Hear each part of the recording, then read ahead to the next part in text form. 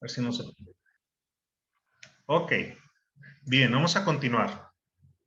Entonces, ya por último, el manual habla acerca del tema de los 5 ministerios. Cómo los 5 ministerios trabajan sólidamente para establecer la legitimidad del grupo, del cuerpo, ¿sí? Si nosotros revisamos detalladamente, en todo el Nuevo Testamento no se menciona un solo pastor. No hay pastores en el Nuevo Testamento, ¿sí? Realmente no los hay.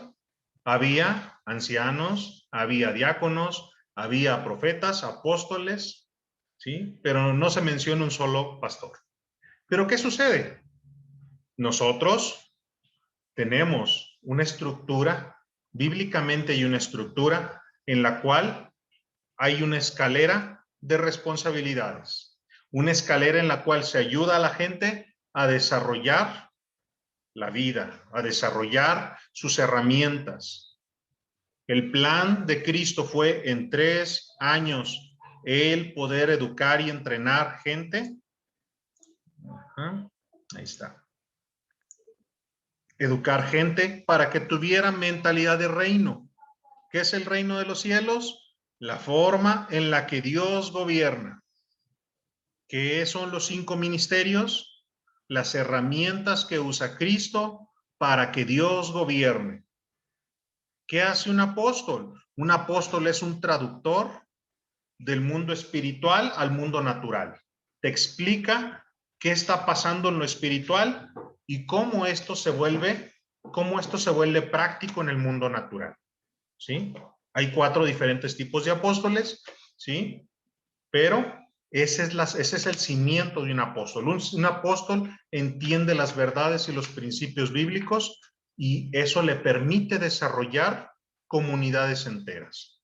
Un apóstol tiene una unción territorial y a través de ella él puede proteger un lugar, puede proteger una ciudad, una nación, puede proteger un sector de un territorio, ¿sí? Porque tiene la autoridad dada de parte de Dios para entender los diseños que gobiernan el lugar.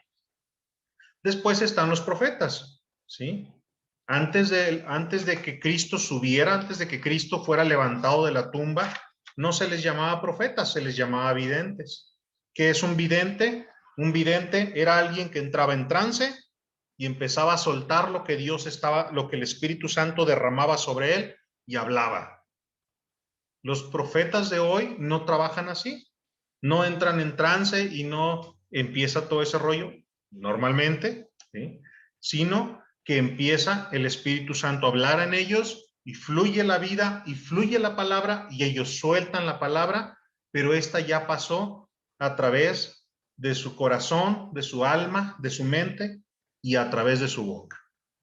Entonces el profeta baja del cielo, la palabra que es hablada delante del trono de Dios, la toma y la suelta. Se entienda o no se entienda, él la suelta.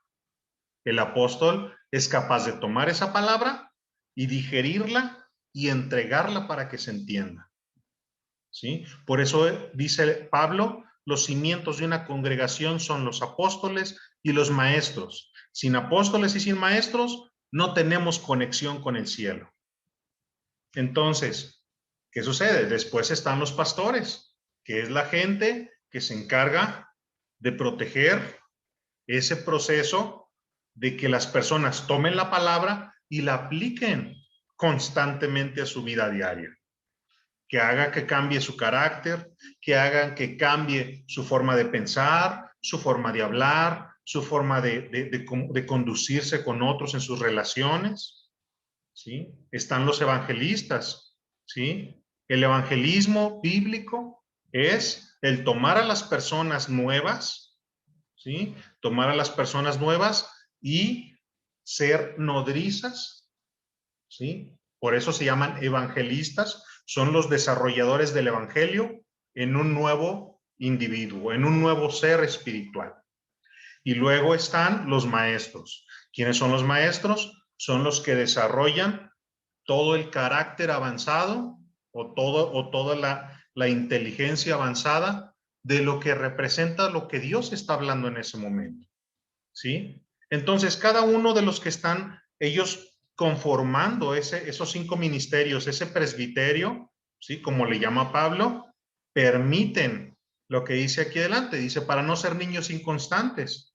Si ya hubo un evangelista que me guió mis primeros 6 meses de convertido da sol y a sombra, si ya hubo un pastor que me enseñó cómo cambiar mi vida diaria y ser una persona nueva, si ya hubo un maestro que me está desarrollando y un pastor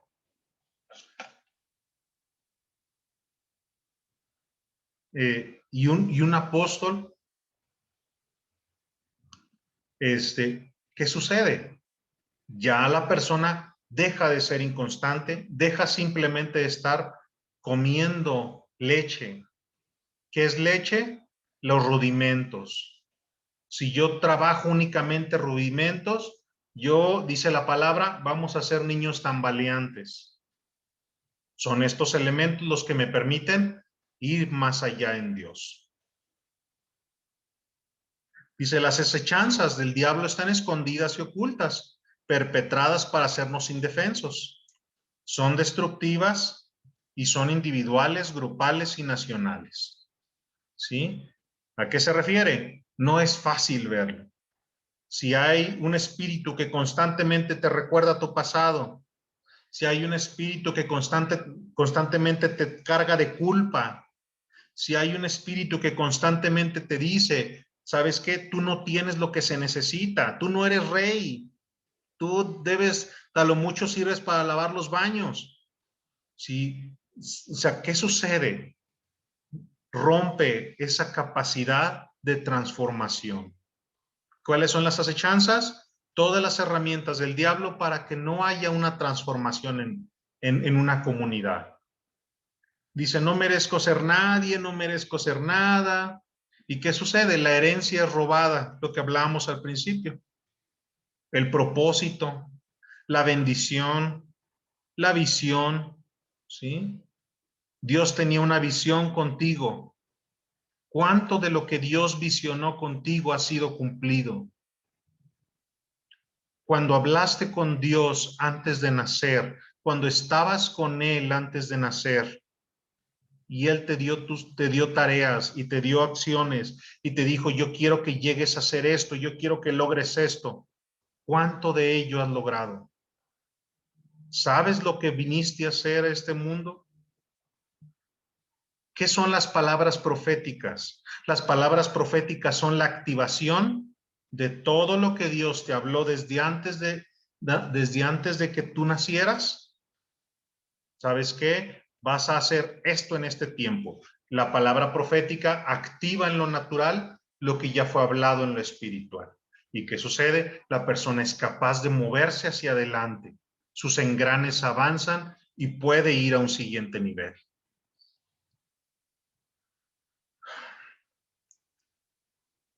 ¿Qué otras cosas, qué otras armas hay?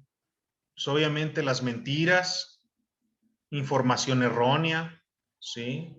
Es muy triste conocer tanta gente que no solo no conoce esto, que se levanta en contra de lo que yo estoy hablando, en contra de lo que habla la palabra. Yo no, en contra de lo que habla la palabra. Hay gente que dice, yo no soy rey. Dios no me llamó a ser rey. Dios me llamó a ser un simple siervo. ¿Sí? Dios me llamó simplemente a ser un discípulo. No, nunca fue el plan de Dios a tener discípulos. Dios no quería ser un maestro eterno. Dios es un padre y él quería hijos. Doctrinas incorrectas, ignorancia y falta de conocimiento, ¿sí? Desconocimiento de los principios de Dios. Todo esto acarrea ilegitimidad en una vida. ¿Alguna duda hasta aquí? ¿Se entiende? ¿No se entiende? Esmeralda Meléndez. ¿Alguna duda? Ok, Ok. perfecto. Dice situaciones que fomentan la ilegalidad. ¿Qué es la ilegalidad? Que una persona se sienta sin papá. El padre no representa paternidad o autoridad. Si esto es terrible, si el padre no representa una autoridad, la persona crece bajo un espíritu de rebeldía. Número dos, si el padre no representa amor o no representa cariño, ¿sí? Uno como padre, hombre, tiene que ser muy cuidadoso en ese tema de ser capaz de dar amor, ser capaz de dar cariño. Si no puede uno escudarse en el a mí no me enseñaron, yo no me nace, no, no. Uno como hombre tiene que desarrollar esa capacidad de que los hijos se sientan amados. Dice, si los niños no son escuchados por el padre, ¿sí? Hay gente que va a creer pensando que Dios no te escucha simplemente porque el padre los ignoraba. Si no son disciplinados, ¿sí? Dice Dios, al que amo, castigo, ¿sí? Y azoto al que tomo por hijo, ¿sí? Dios no está jugando con el tema de la disciplina, pero es una disciplina en la cual se representa la autoridad, el amor y la atención. Dice, si existe falta de atención, y esto es terrible, esto es terrible. Nunca fue el plan de Dios que el hombre o que el padre fuera un padre ausente trabajando de sol a sol, lejos de la familia. Nunca fue el plan de Dios. Eso también es Egipto.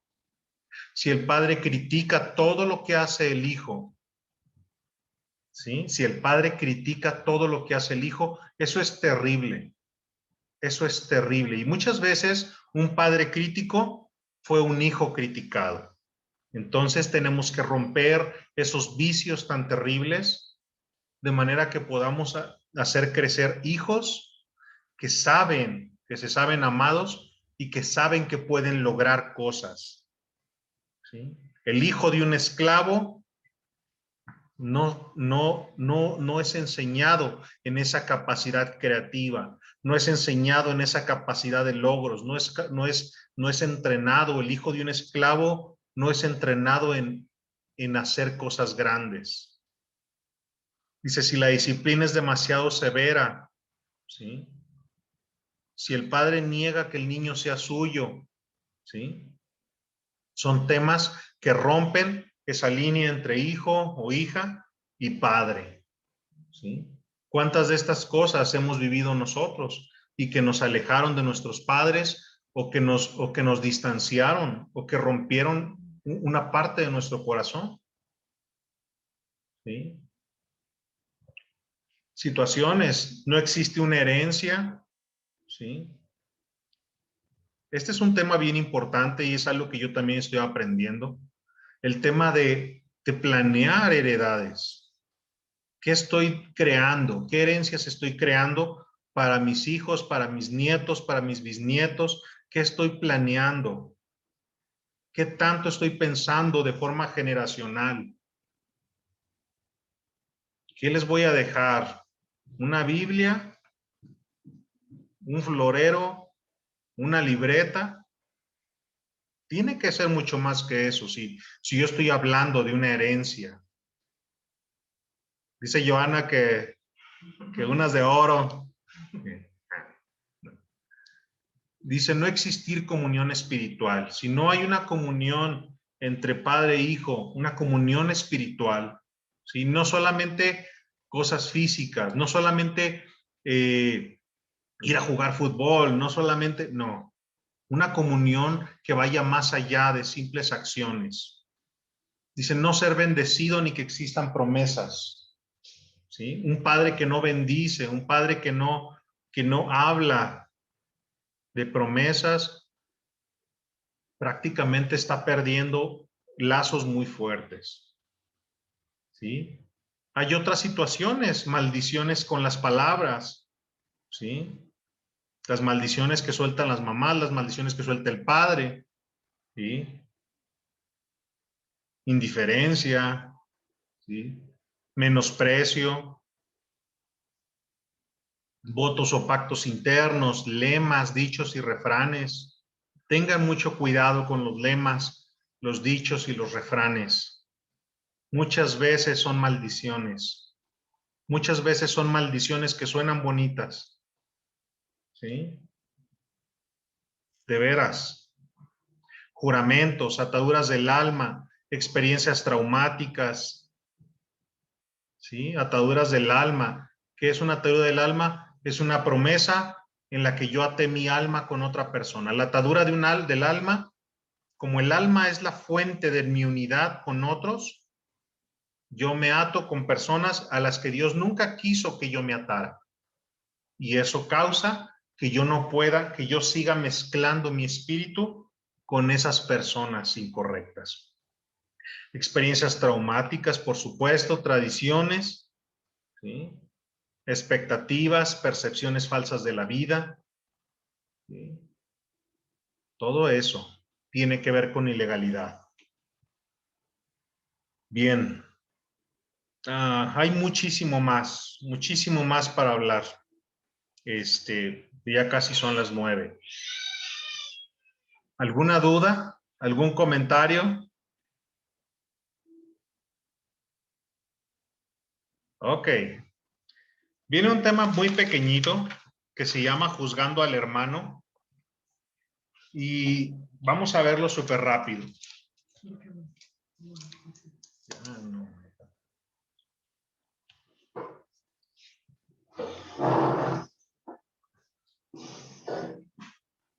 Buenas noches, hermanas. Dice Fer que ya no lo dejé de terminar, pero quiero nada más dar unos comentarios rápido. Hemos visto que en la iglesia hemos lidiado mucho con un espíritu de orfandad, con un espíritu de rechazo a causa de la ilegitimidad. ¿Cómo yo puedo sentirme hijo? ¿Cómo yo puedo sentirme parte de? Muchas veces la identidad no la da la iglesia. Es importante que nosotros entendamos esto. La identidad no la da la iglesia. Si tú fueras a Conquistando Fronteras, si fueras a la iglesia de Bethel Church, si fueras con los de Hillsong, si fueras con los de Fuente de Bendición, si fueras con los de Semilla de Vida, Agape. Si fueras a Agape, la identidad no la da la iglesia. La iglesia solamente da una cobertura espiritual, simbólica. ¿Cómo podemos lidiar con la ilegitimidad en nuestros corazones y con el rechazo? Cuando nosotros interactuamos con nuestro Padre, cuando nosotros adquirimos y conocemos quién es nuestro Padre. Muchos de los rasgos que tiene los hijos de Mitzi, los hijos de la hermana Erika, que van a tener los hijos, el bebé de Judith, que tiene Esmeralda y Rose como hija, vienen a causa de sus padres. Y no sé si a ustedes les ha tocado que alguno de sus hijos tenga sus mismos comportamientos. Por ejemplo, si comen igual, si los gestos de la misma manera, si ciñen las cejas, si duermen igual con la boca abierta, hasta ciertas preferencias, porque eso lo adquirieron en una intimidad y en un desarrollo de intimidad. En estos tiempos que vino la pandemia, muchos de nuestros hermanos en Cristo pareciera que anduvieran como gallinitas sin cabeza. ¿Han visto una gallina sin cabeza? No sé si ustedes han ido a algún rancho cuando hacen caldo de pollo. Me tocó ver en las misiones que mataban a la gallina, le cortaban, bueno, no le cortaban la cabeza, le rompían el cuello y ahí andaba la gallina de un lado para otro como desorientada buscando qué hacer.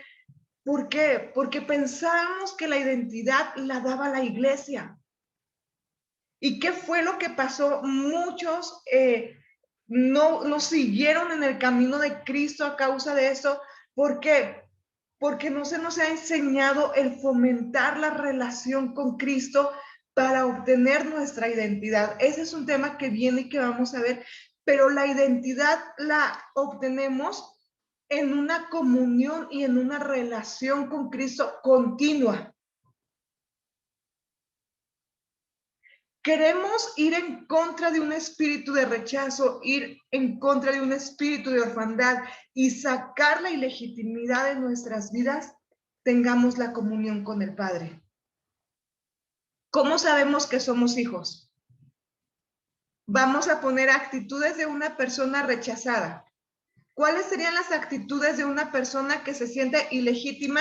Ilegitimidad es solamente la capa para ver la raíz del rechazo. ¿Cómo se ve una persona que batalla con el rechazo? Hermana Mitzi.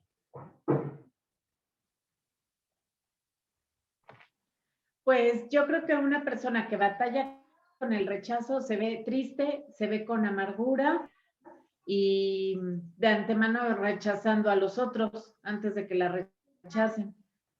Correcto. Hermana Erika. Aparte de triste y todo, como que quiere llamar la atención, ¿no? O sea, quiere hacerse notar en su, o sea, ¿cómo le podré decir? O sea, sí, quiere hacerse sobresalir, pues. Como una necesidad de aceptación, ¿no? Ajá. Rose, ¿tú qué piensas?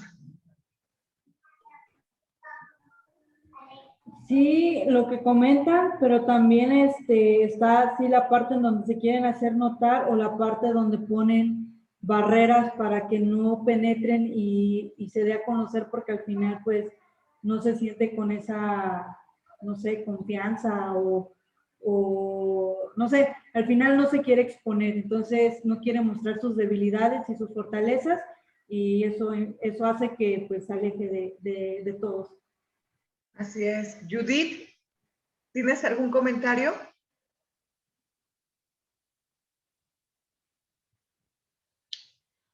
Vemos uno de los planes abortivos de Satanás que ha funcionado generaciones tras generaciones y es un plan vigente en la iglesia y en la identidad como hijos de Dios, es hacernos creer ilegítimos.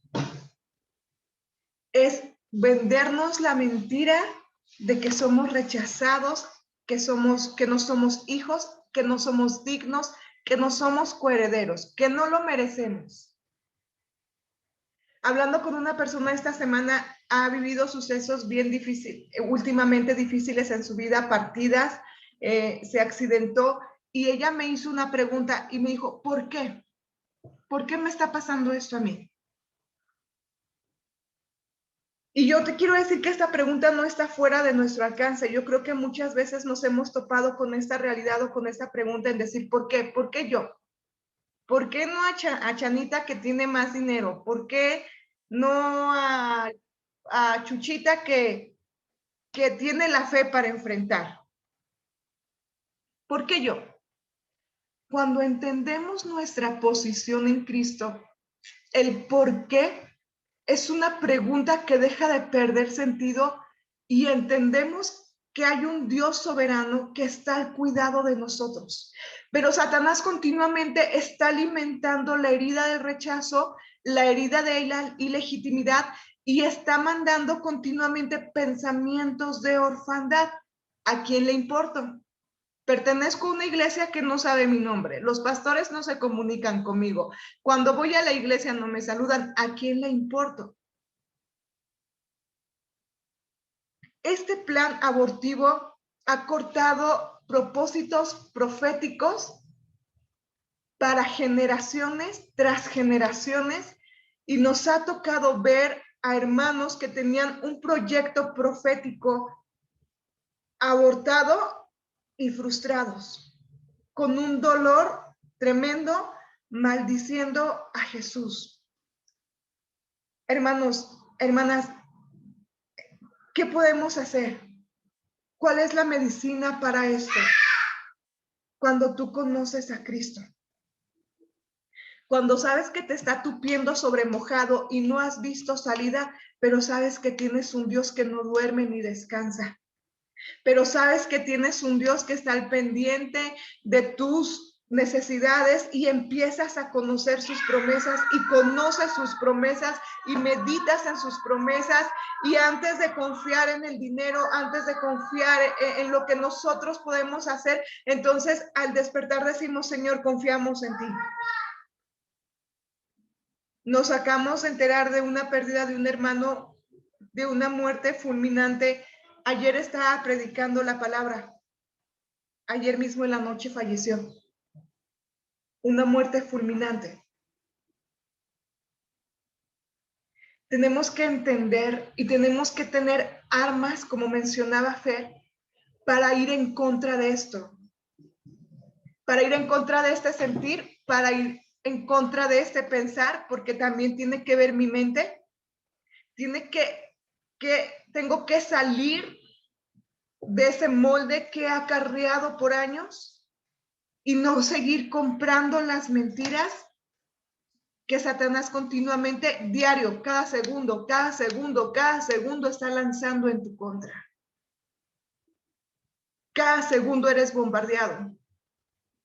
Tenemos que conectarnos con nuestra fuente de identidad.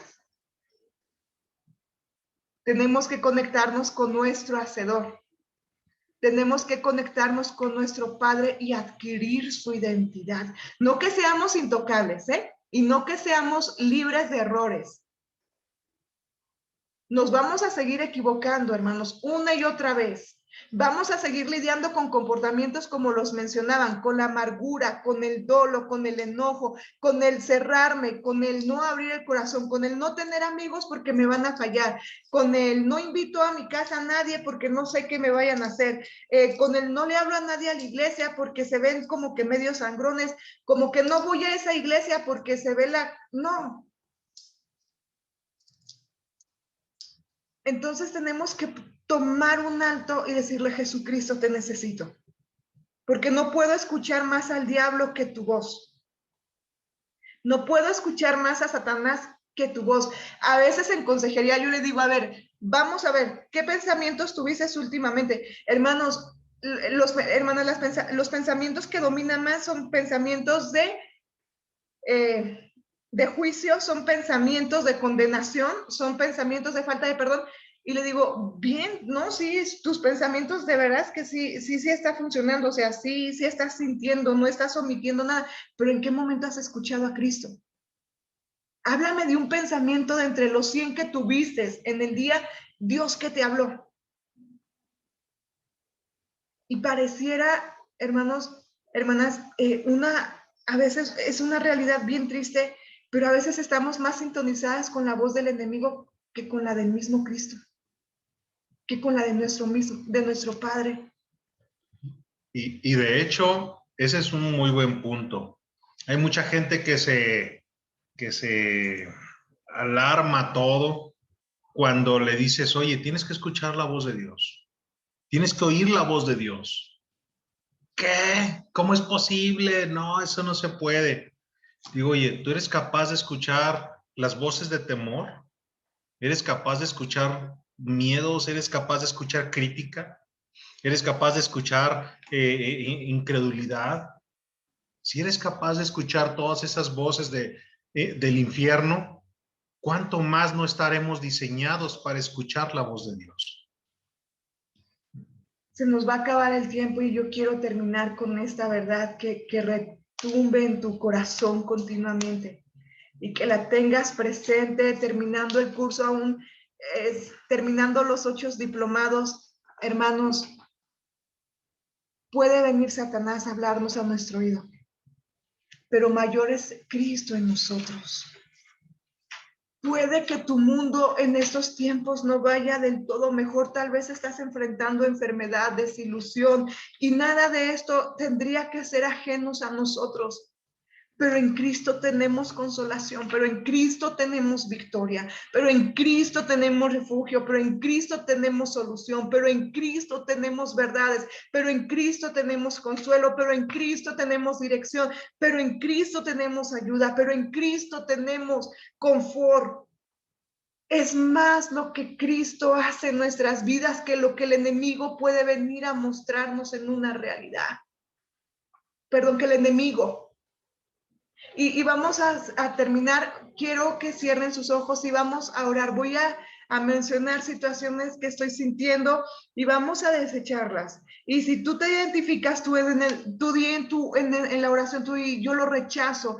Padre, en esta noche, Señor, dejamos al descubierto todo plan del enemigo que ha querido venir y estorbar en tu propósito perfecto que tienes para tus hijas, que has llamado por nombre desde el vientre de su madre, por la vida de Rose, por la vida de Erika, por la vida de Mitzi, por la vida de Judith, de Bernabé, de Silvia. Padre, tú has hablado promesas a sus vidas y el enemigo ha venido como un río a venir y robar, a estancar, ha querido doler, ha querido mostrar el sufrimiento y tal vez se ha tomado de alguna herida para recordar qué tan indignos somos. Pero hoy nos inventamos y abrazamos tus promesas y recordamos que fiel eres tú, que nos has hablado quiénes somos en ti. Hoy rechazamos toda mentira de no ser amadas.